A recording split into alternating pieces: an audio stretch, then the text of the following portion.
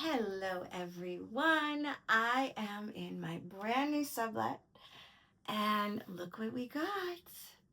We got disco balls. I mean, that's how you know you're in a good sublet when you've got many disco balls, because there's one in the bathroom as well. Oh, I love it. I love it. I love it. Okay, I want to share something that happened that I'm moving through, that I have another layer of insight to share, which occurred this morning. So I've been watching Netflix in France, right? Or in France. I'm in France. I mean, I've been watching it in French because I want to learn the language by watching a bunch of shows. So every single night since I've been back from India, I've been watching all kinds of really great Netflix series in French, right? With the subtitles in French because I think repetition, just like hearing it over and over again. So I'm watching Love is Blind. Now, this is a show I've never watched. I've never watched the American version.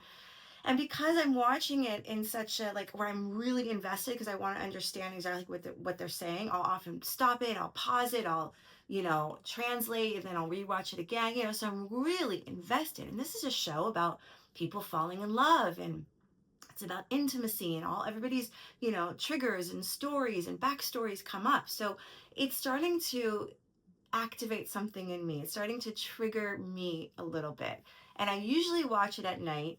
And this is what happens, or this is what has happened, is that in the middle of the night, like I've said before, I'll wake up and I'll have just like a slew of programming kind of going on repeat because I've been activated during the day or something. It doesn't happen all the time, but it's a good thing. It's a good thing. It means it's like, hello, we've been wanting your attention, right? That's how I see triggers, is we've been wanting your attention for so long, right?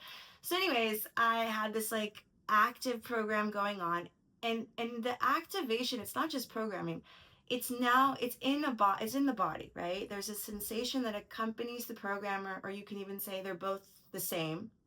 However, I've been learning with non-dualism is that it's actually not the same. And I'm going to give you an example, and this is what I've been practicing. I've mentioned how I don't do anything with the programming. I let it play out. And one of the things that I do is I become super clear and aware of the sensation that's happening in the body. So let's say I was feeling pressure an activation in my chest. I'll be like, what is the feeling physically in the body? I separate the story from the feeling, right? Or the sensation, as you would say. Okay, I'm feeling it I'm feeling tension in my belly, in my stomach. I'm feeling, a lot of heat in the chest. And then there's this program and this story that says I'm not doing enough, that I'm going to be alone forever, that this is just the way I am, that none of this is, all the same kind of stuff, right? What's interesting is if you separate the two and you just focus on this is the sensation and this is the story that's playing, you're not going to die. Like the mind tells you, this is so awful, I got to get out of this. And that's when we reach for something external to get away. We want to escape it. We want to grab our phone, we want to grab food, we want to, whatever your vice is, right? And for me, this is interesting. My vice is, let me go play an affirmation track, or let me go listen to a guided meditation to let me fall back asleep. Let me do something on my phone to get rid of this feeling because it's very uncomfortable. I just wanted to escape it. And then I caught it. And I said, oh, right. This is here for me. This is another layer that wants an opportunity, wants my attention. So let me just give my full attention. So I wrote this morning, and it's sort of like the doubt started to creep in. Should I listen to this affirmation track to fall asleep? Should I try another guided meditation? All these thoughts about doing something, all of it was a way to escape this moment, to escape the now. I recognize this is the same thing as wanting this moment to be different than when it is, and it's all coming from lack, fear, separate self. And once I claimed it, I was able to feel relief. So almost instantly, my stomach started to expand, my shoulders relaxed, and the sensation started to leave. It wasn't like immediate, but it started to move. Like I felt movement, right? Which is what you want. If you think about When we contract is because we're afraid, right? A lion's coming, or a lion, but really our fight or flight reflexes show up. So we're like, we hide, we suck our stomach in, we're ready to fight, whatever we do. And so the body does that. And then the second we're like, oh, actually, it's just the story that wants my attention. So I can just feel the sensation. I can be in this moment fully. I'm not gonna die. And then I instantly feel relief. And then another thing happens where the story stops. It just kind of is like, oh, we got your attention. Great. And then it just kind of like moved on.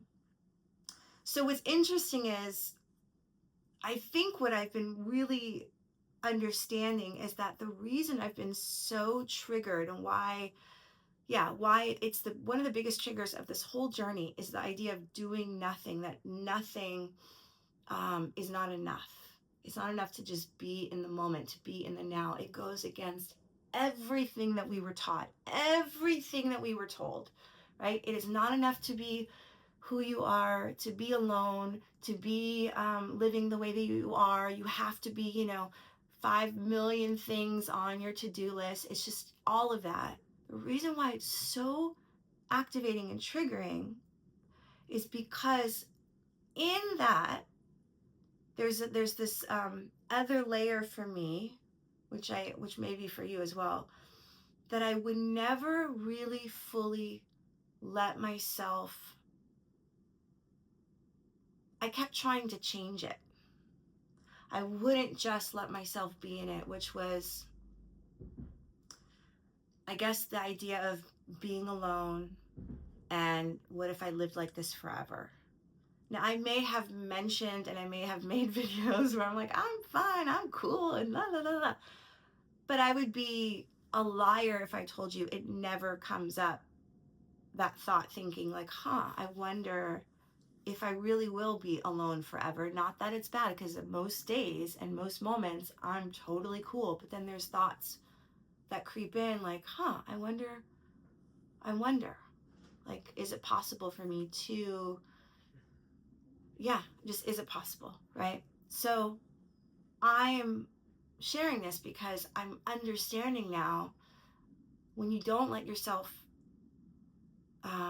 feel something, when you're so conditioned to like contract and go, no, I want a way out, and I'm going to use this spiritual tool to get out of it, because hey, it's spiritual, which again is the ego thinking, and the ego becomes spiritualized and it tells you that it's good, when really the true alchemy and what's really being offered and what's really being asked of us is to just let us feel it.